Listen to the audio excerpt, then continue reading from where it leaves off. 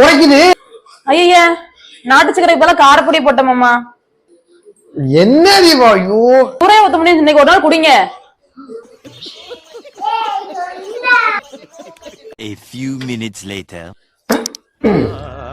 இந்த கண்ணாடி கட்டி கேட்டதுக்கு நாட்டு சக்கரைக்கு வேற மிளகா பொடிய போட்டு என்னமாமா வாமிட் பண்ணிட்டு இருக்கீங்க? ஏய் குடிக்கிட்டு போதடி போடி. முதல்ல ஜெலுசில குடிங்க.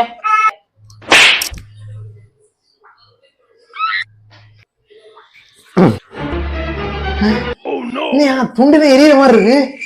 வயிறு ஆமா